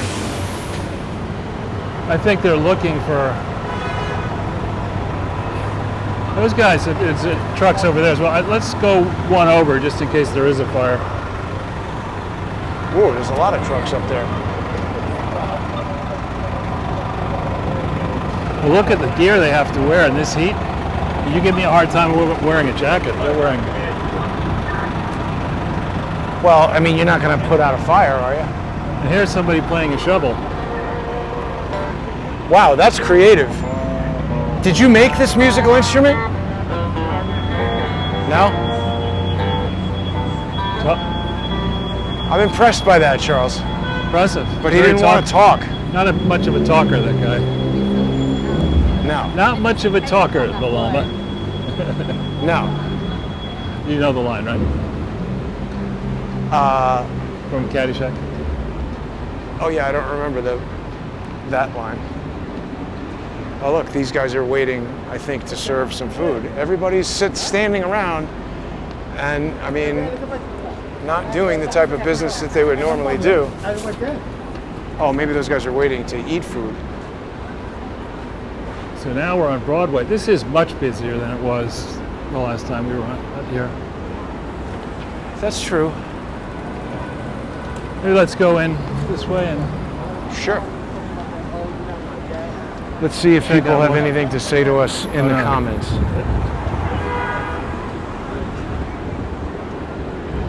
Oops. It looks like there's a butt-dialed comment by me waiting to go out. is it favorable? It was like, why, exclamation point.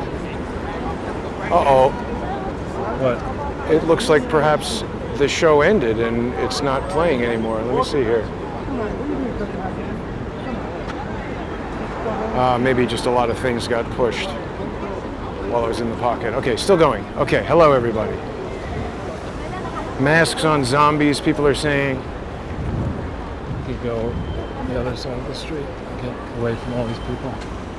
So I think it's interesting for people to just see the activity in general, see who's around, see who's wearing masks. Hi, Laura. Laura says hi, Jason and Charles. Hey, Laura. Where is Laura? I don't know, on the chat there. So let's go down Sure. and then up the side street into the park. We're still live, yes. I need to oogle more with the camera. Oogle? People want me to oogle more babes. That's Span Man says that. Well, I don't know that everybody's interested Isn't in that that. pronounced ogle? It might be ogle. It might be oogle. It depends. It's not Google. Now, what is this Aveeno Autumn Outpost? Aveeno. How's the shirt business treating you? Okay, Yeah? how's the camera business? Pretty $40? good. I'm not relying on people walking up to me and buying things. So from that standpoint, $40 a shirt, for a shirt. t-shirt. But I mean, wasn't that sort of a confrontational response? I'm asking him a serious question. It's New York. I was going to say, yeah, that guy was an example of a New York wise ass. I mean, I'm curious to know how the city is I evolving. think you could safe to say it's down. Right. Thank you. There's a lot of people definitely driving in Manhattan who don't seem to have. This is Washington State. This person does not know what they're doing. I saw somebody from Missouri before, Charles. The show me state. Well, but I mean, what are people doing coming and visiting New York right now? And how Whoops, come sorry. How come they're not in quarantine? They're from Missouri. I don't know. Right. You're supposed to be 14 days quarantine. Maybe they've been here for 15 days. I'll have to put them in prison with Michael But also, Cohen. one of the guys sitting at that restaurant was just totally oogling you, Charles. Me? Checking you out, looking you up and down. That's not a good. Looked like he had some sinister plot in mind. I'm pretty sure this is the Apple computer store. Yeah. And look, that's the temperature icon that shows up on the phone when it overheats. Are you with him? Love it. So these people are waiting to bum rush the Apple store. I saw an announcement, Charles, the iPhone 12 will be delayed. Really? I guess. Is that because there's not enough slave labor in? I mean, yeah, I suppose disruptions due to COVID-19. They said it was originally supposed to come out September, and now it's going to be October. Yeah. What year? I guess this year.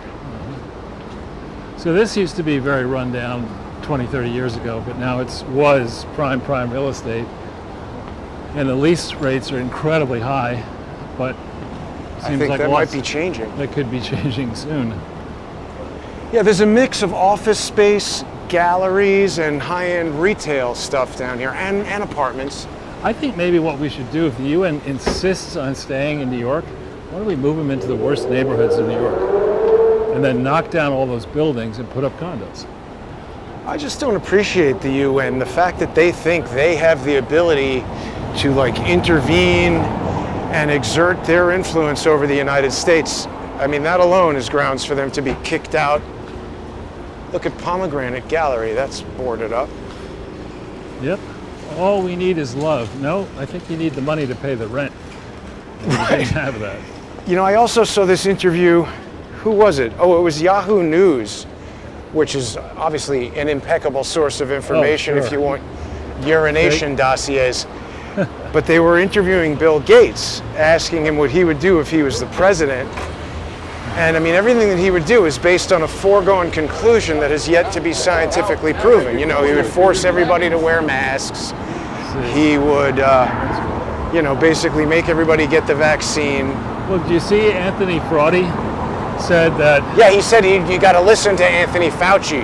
Well, but then Fauci said that the vaccine could be no more effective than 50 to 60%. I mean, that is not effective. 50 to 60% means 40 to 50% of the people either are neutral or even potentially mortal, negative. I don't know that it means that. It just means that 40 or 50% or more will not be inoculated by it, and then you're also being exposed to potential side effects. So the other thing that comment is worth evaluating in the context of is the fact that 98% of people just get better by themselves when they have it. So how does a 50% thing, how does that even come into the conversation? I don't understand. Well, it's just, I mean, if the calculation is you want to make sure that... Should we do this or wait? No. Yeah. If the calculation is you want to make sure that, you know, several billion doses of a vaccine get sold where you get a slice of the profit or the revenue, then, you know, you definitely want to push the vaccine. So here's a whole new New York University, I think, complex. Oh, is that NYU? That makes sense. Going, it could be it could be housing.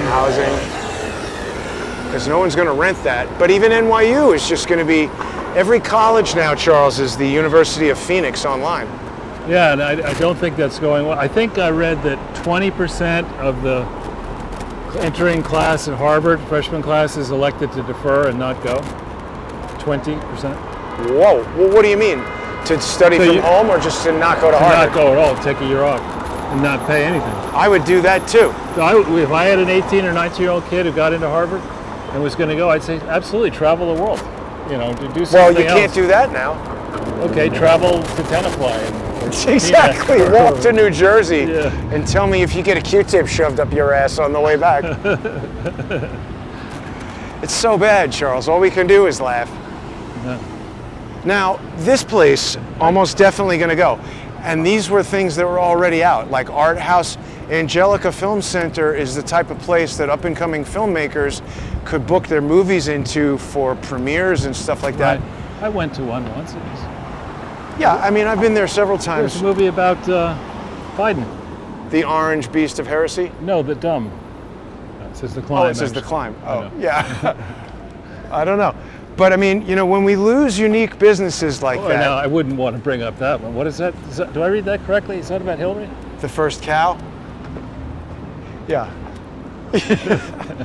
Point I'm getting at, Charles, is these types of unique businesses, it's what makes the city have character, right? I mean, if it's just a giant Whole Foods, Amazon.com, Dwayne Reed, Target place, or a giant plywood board repository. Right. Oh wow, this place has been here forever. Gonzales y Gonzales. Is it good? I mean, I don't even know. This was a place that if you were 19 and at NYU, you could buy beer. So it's good. And I haven't been there since then. So it's good unless you're a parent, in which case it's bad. Yeah. Now you, of course, waited until you were 21 to have your first drink. Yeah. I mean, I've heard that place was selling beer. I don't know. This actually is a decent bookstore, used bookstore. Was this Shakespeare? No, it's a funny little bookstore. I guess a lot of students end up selling their books back. And Yeah, and see, it's like little Old-fashioned. quaint little businesses like this that give a neighborhood character that as more of them go out of business because of these heartless giant corporations, the neighborhood loses character to some extent, the city loses character to some extent, and it just starts to become this like empty shell. And here DeCrazio came up with this brilliant idea in the summer. Let's put garbage out on Friday to be picked up the ensuing week so that the rats can tear into the bags, you know. And Spread disease. I mean, I'm not a manager, like an operational manager of anything, but I bet you in a week You'd have the city running better. Well, if you had authority to make some rather draconian moves. Yeah, I could do it too. You just say, okay, police, you're back in the business of arresting people for doing crimes. You defund the bureaucracy. Right. And you'd have to change the teacher union a lot. You'd have to look at staffing levels and salaries. You'd have to look at the tax system. Charles, somebody else had a story saying that laws specific to New York, the mayor cannot be impeached. He can only be removed by the governor. Well, that would be great. But he's not doing it, obviously, and I mean that means that we, the people of the city, don't have We're the stuck means. to this guy. Well, what could happen, and this is in the dream scenario, and I'm not, wild about the person I'm now going to call out positively, but should Trump win, which is possible, should I hope. the House actually flip to Republicans? I know this is very different than we were talking about an hour ago or so, and should we increase or hold our position in the Senate, then you could imagine a scenario where Donald Trump Jr. or perhaps Eric Trump decides to run for governor in New Wow. York and to make New York great again. That would be a really Yeah, good that- idea. I'd vote for Donald Trump Jr. over Yeah, over Tish Cuomo. James. Oh yeah, any of them. Yeah. So, I mean, there is a scenario, a hopeful scenario for New York, but the impact of it would not be felt for 3 to 4 years, if Right. that soon. Right. Because you got so many people moving out, you got so many illicit liabilities crystallizing. We could go through. Let's go to Washington Square Park. Yeah, that's what I was going to say. Now, the other thing is, Charles, a lot of people, that is to say virtually no one, will know that this building was where I started my computer animation. Well, not This building exactly, here? but I don't think, yeah, this is. Where's the plaque? Another plaque. Exactly. This is the NYU math building or something, and they Really? used to have Silicon Graphics computers in there before they had their interactive technology program.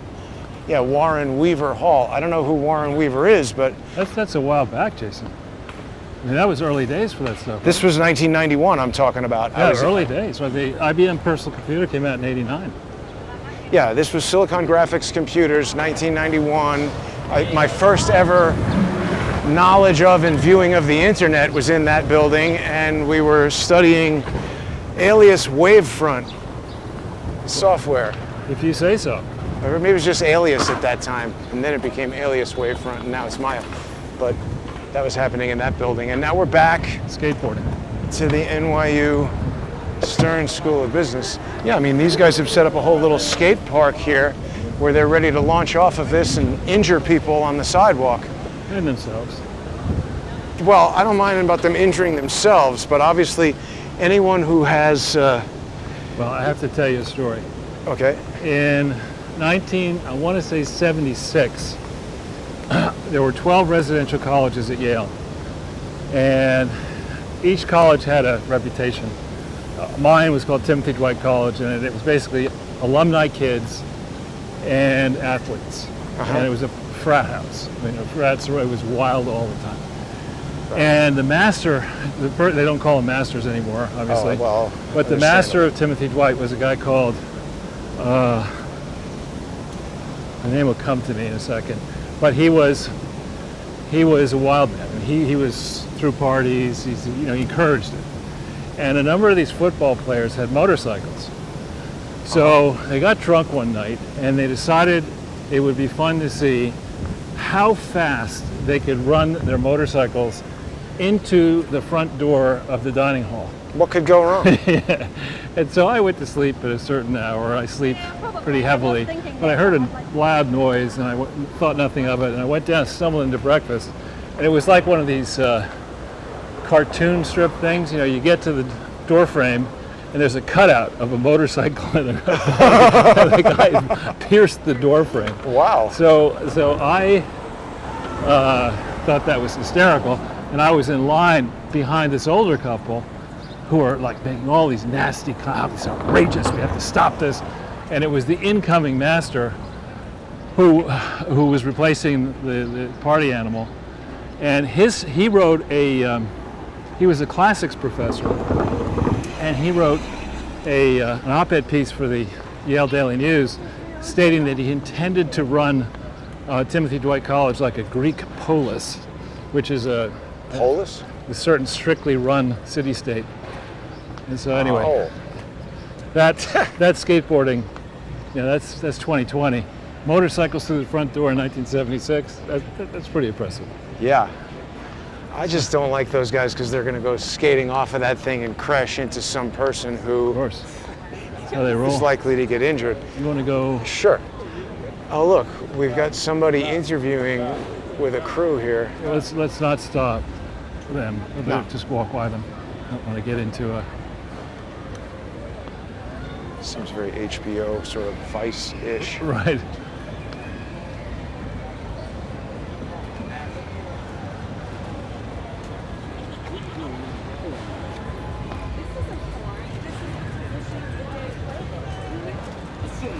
That's an interesting setup they had there, Charles. They're asking her questions about the book. They're saying she's reading as porn. That seemed like a dramatic narrative. She seemed to be acting, and they had a cell look. phone and a higher quality camera. Could be a demonstration. You want to Yeah, get looks close like to it or not? Well, let's go check it out. We've got the fountain running. Let's approach from, is that open? Can we go in that way? Yeah.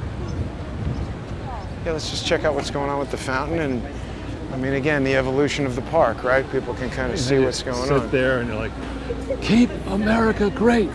Oh, sorry. I mean, Black Lives. Yeah. I don't know that I've noticed all of these things before. Yeah. This is new. This is a dog run for small dogs. There's a big dog run down That's there. new, that small dog run, isn't it? That's right. You don't want to be the small dog in a nation of In big a big dogs. pond, right.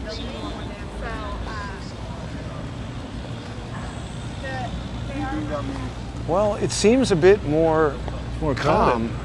Now, I don't know if that could actually not be a Black Lives Matter protest. We'll see in a second. Could be, they have these acrobats and stuff to get together as well. Right, that's sort of the more normal activity of the park in the summertime. And Here, we have Span Hare Man will be Krishna. pleased. So, when you go to India and if you do your research, you realize that Hare Krishna is completely fake. It is? What is it supposed to be, and what is it actually? It came in, I forget when they started. It's not Oh, a look, thing. now that says NYC Parks personnel only. Why did that take so long to say that? I don't know. So they don't want people taking up residence in the fountain. I can't say I'm surprised. Very different scene than when we had the Black Lives Matter protests. Well, but this is what it's supposed to be like. People having fun and walking around with their kids and their dogs and Yeah, this is doing magic shows and stuff. That sounds like what we have yeah, going see on this here. is- Well, I guess it is Black Trans Lives Matter. Where is that? Black boys can do ballet. Let's go. Oh, here we go. Let's go this way. And here's somebody with a bullhorn. Several with bullhorns.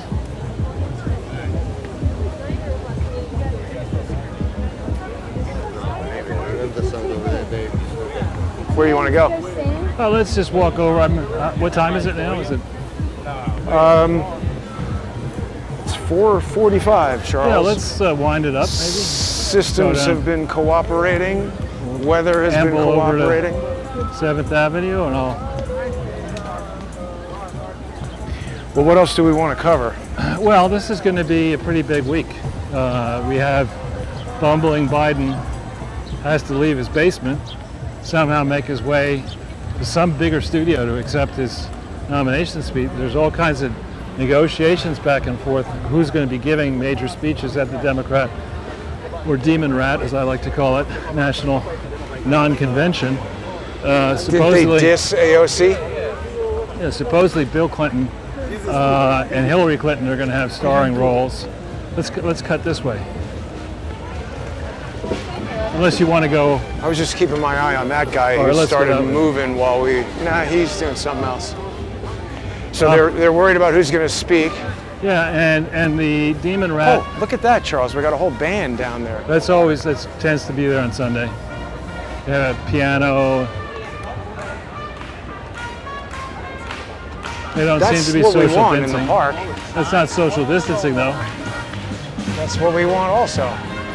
Non-social distancing. Well, just dancing, having fun, playing music. This is what a park is for. This is what the summer is for. Jason, you got it all wrong. You're supposed to be miserable. Right. You're supposed to give all your shit to the government and be miserable. This is like the homeless redistribution point. Yeah, it's something. We chose the wrong path, I believe, Charles. We'll walk the Do they have campus. chess games over here as well? They do, yeah. No, that looks like cards. They got cards. They got chess as well. It's a little bit edgy. We've shown quite a distribution of activity here in New York City today on the 9th of August, 2020. You know, I tell you, Charles, the energy is, you don't get it anywhere else. But it's been infiltrated by something bad. That's a nice cool breeze. Huh? It is. So what will, Did you catch that, are you dude? gonna go up Greenwich or are you gonna, That was like the Wolf Man. Did you see that guy? yeah. Not a Gillette commercial. Now, is Bobo still here, Charles? I believe it's right here. It's probably not open. That's a fancy place that can't possibly. It's a pain in the ass. Place. I agree. The maitre d' is the biggest jerk I've Yeah. ever dealt Yeah, with you, in a you restaurant. go into the restaurant in the summer and there's nobody there, and it's 6:30, and they say, "Oh yeah, we'll have a table at 11:15, but you have to eat in the cigar zone or some Yeah, very rude. bullshit."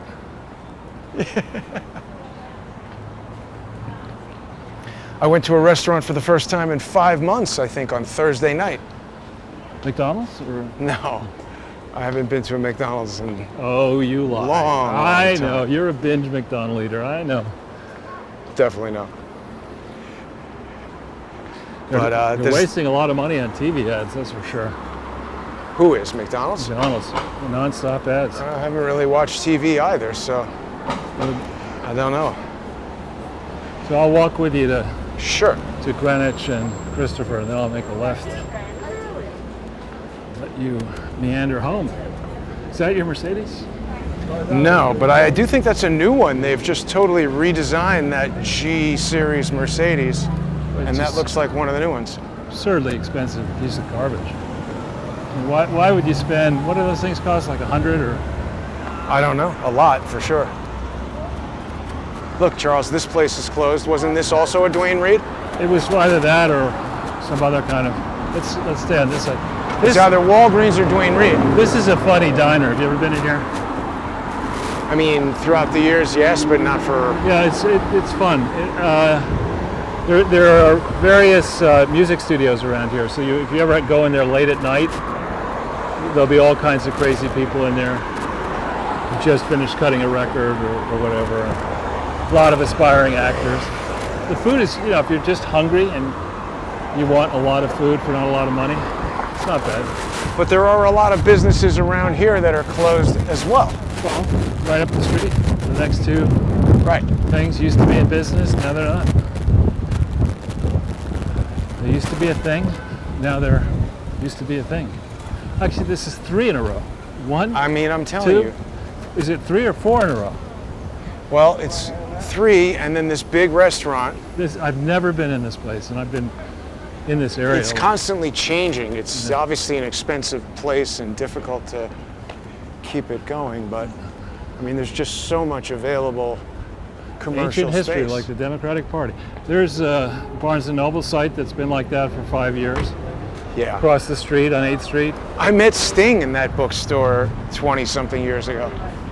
30-something years. Yeah, he What was he doing in there? came out with a book of like some artist made art of his different albums or whatever, and he was in there signing the book. Uh-huh. He was And friendly. then what'd you say to him? Like, don't you have a real name? Just said hi. Yeah. Get him to sign the book and shook my hand, and that was it. I don't think you'd ever get a celebrity shaking people's hands again, Charles. Yeah. You're not allowed to shake Stay in hands. the shade? Sure. This also used to be a pretty good place.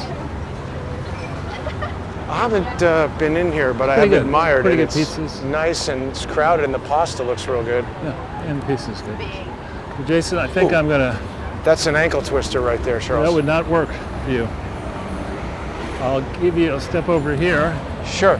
Now, briefly, Charles, before we depart, what is that tower there? That's the library, but wasn't Jefferson it? Market Library, and it used to be a courthouse, and the park used to be a women's prison. And when I moved in here, Prison? Prison for women. And I remember as a child, my mother or father would walk.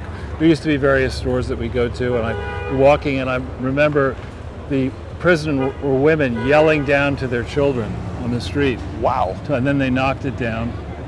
A prison inside Manhattan. Right I guess the only one that remains is that MCC where Epstein did not kill himself.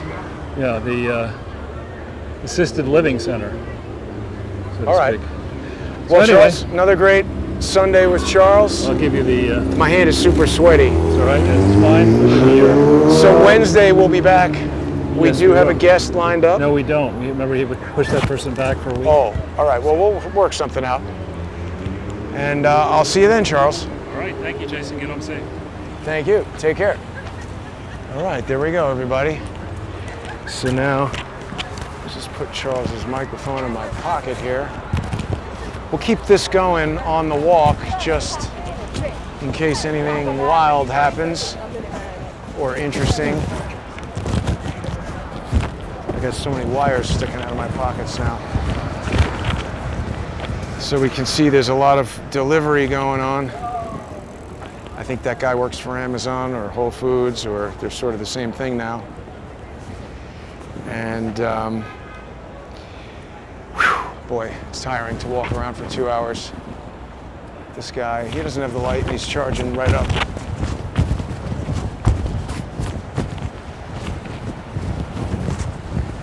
I think I might have left Charles's microphone. There we go. Was scratching around in my pocket. No, I think it's not. I don't know.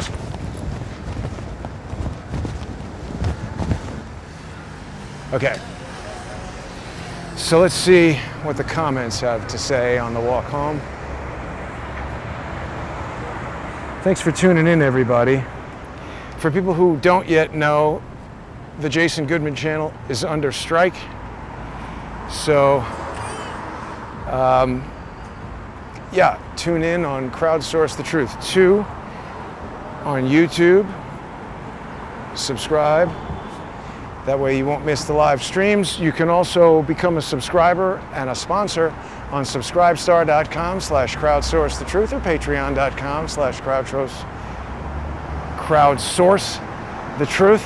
That helps me a lot when people do that. Helps keep the shows coming. This is the library that Charles was talking about. I did not know that about a women's prison. Charles has so much knowledge of New York City history. It's fun to walk around and hear those stories. Disheartening to see how many businesses continue to fail despite the phase, whatever phase we're up to here of opening. I mean, so many of these businesses are closed. Smash the like button. Yes, thank you, Chicky Rogue. Rhubarb, rhubarb, rhubarb. I don't think I get it. Yeah, people are saying if you were me, you'd be leaving. That's definitely something that I want to do, but I've got a lot of stuff, I should say, a bunch of stuff, a lot of stuff. Okay, so Sammy's finally has put up paper. It's looked like it was closed for the past several weeks, but now, I mean, I think that's clear. It's closed. I mean, that is, and they got ads in the windows, so I think the real estate company is probably doing that. Oh man, this was a little gift store that was here forever. So that whole retail area is out. Sammy's Noodles has been a Chinese restaurant since I went to NYU, so that's been there 30 years. I mean, we're seeing economic devastation in neighborhoods throughout the city. Lower East Side, West Village, Chelsea over here, coming up. It's just not good. And I mean, de Blasio, he's saying, oh, well, we'll buy up all these vacant hotels and make low-income housing, but that's not going to be something that's going to convince businesses to want to come back to New York City and increase the tax base. That's turning New York into a socialist haven. My opinion on Trump's new stimulus package. I gotta say, I haven't really evaluated it close enough. I do see that we've got annoying social engineers in the chat who I've asked many times to go away. The silent feline continues to be an annoyance. Why would you want to be somewhere where you're not wanted? Causing trouble.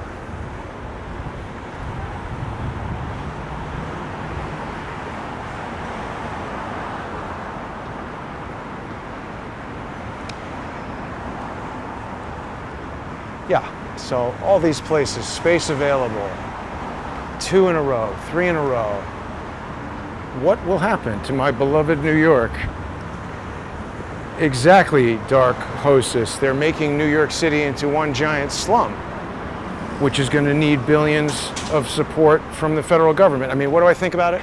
In a general sense, I think this concept of like printing and giving out money while you're forcing people to not run their businesses is a terrible idea. I mean, you know, I'm not a financial genius. I'm not like a stock, you know, Charles knows about all kinds of financial things that I have no idea about. I'm a pretty simple guy when it comes to that stuff. I'm into creating businesses where I make things and do things and create entertainment and programs that are interesting and informative that people want to watch. And this is why I've always said that in the case of Crowdsource the Truth, the product is the show. And if you watch the show and like the show, become a sponsor for a low dollar amount per month, and that keeps the show going. All these people who want to encourage me to put all the videos for free on YouTube, I'd be done already if I had done that. And the other thing that a lot of people tell me is, oh, get on BitChute and get on brand new Tube. But the funny thing is, I'm on all of those platforms, and if the people who are telling me to go on them don't know that I'm there, how would people who don't know about those platforms realize I'm there? And it's just a demonstration at how poor the reach is on those platforms. And by the way, a lot of those are also run by people who also want to control the message and control the narrative. I think that BitChute is pretty good. I've actually had a limited amount of communication with the guy who created BitChute, and he seems like somebody who's doing the right thing and wants to do the right thing. But now this brand new Tube, a lot of people have been telling me to get onto brand new Tube. I got some questions about that. It seems very, very focused on Sean Atwood. He's like the star of that. And his newest friend, Ryan Dawson, who I think Ryan's done some really interesting reporting. I don't know him, I've never spoken to him, but it seems like Sean Atwood has definitely kind of latched on to Ryan Dawson, and Sean Atwood is sort of trying to do a lot of coverage of Jeffrey Epstein, and I just noticed that he's live streaming on brand new tube, and when you go there, his videos pop up a lot.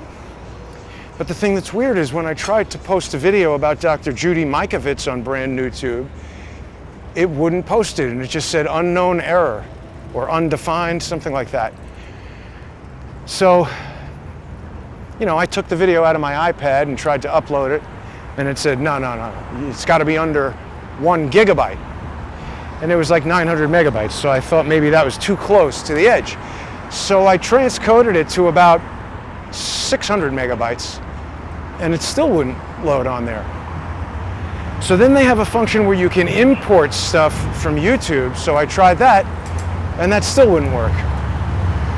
So then I went to Crowdsource the Truth 2 and used that YouTube import link, and that also wouldn't work. So I tried like 5 or 6 different ways. I'm usually very good at outsmarting computers at, you know, real errors of that nature, you know, changing the file size, using a different duplicate file, using a different input source. These types of things are usually good ways to get around those kind of computer problems, but this persisted. Couldn't put it on there. So I have a feeling that they don't want videos about Dr. Judy Mikovits on brand new tube, and I think that means that it's not this censorship-free platform that they want us to think that it is. It seems much more to me like a platform that's catering to Sean Atwood and other people who he might approve of, like, you remember that fake doctor that he was promoting, and, you know, I haven't gotten into this too much on air, but Sean and I had some words about that, and I did not agree with his position on promoting that individual, so he and I haven't spoken too much since then. But I don't know. I looked into who the officers of that brand new tube thing are, and it is out of England, which is fine, but it's basically at this accountant's office that looks like it's somebody's house in a neighborhood, and that just seems like a strange place for a company that wants to challenge YouTube to be. I don't think a small little thing like that could effectively challenge YouTube. If it's just intended to host Sean Atwood's videos, then perhaps that's a different story. But what are the other ones? Well, Brighteon, that's run by Mike Adams, who coincidentally was also promoting that fake doctor with the fake Harvard sweatshirts, who, when I called him out, stopped wearing the Harvard sweatshirts. But both of those two guys didn't seem to think there was any problem with a doctor threatening to beat me up and using foul language and promoting all this fear-mongering with COVID-19. All those guys seemed very aware that there was going to be a second wave. Modell's selling everything, including the fixtures. Selling down to the carpet. So yeah, I don't know. I mean, the other thing that's happening is that there's a lot of promotion going on of this lawsuit against YouTube. Now that's interesting. It's primarily reporting coming from Mike Cernovich, and the lawyer who's representing Benjamin Owen against Patreon is Mark Randazzo, who, coincidence, I'm sure, Randazzo was representing Cernovich when he attempted to intervene in Kafri v. Dershowitz, where, remember, Alan Dershowitz said he doesn't know Mike Cernovich, etc. At least Stranahan made a number of points that Cernovich had said he was suing Jeffrey Epstein, but in fact, Lee interpreted what he was doing as actually an action against the victims of Jeffrey Epstein. So there's some screwy business going on with Mike Cernovich, and I mean, he's encouraging people to sue Patreon. I haven't gotten very into what the beef with Owen Benjamin is, or what he did or whatever, but you know, now they seem to want to destroy Patreon, or try to destroy Patreon, or convince people that they're somehow destroying Patreon. I don't know. Something's happening to my microphone here. I think there's a lot of investment in Patreon, and people aren't about to let it get destroyed that quickly, and I certainly hope it doesn't get destroyed. I'm relying on it for my income. And if anybody has any concerns about Patreon, you can switch your sponsorship to subscribestar.com/crowdsource the truth. And I'm just kind of vamping here, so if people are interested in seeing what businesses on 6th Avenue remain open, it's not many.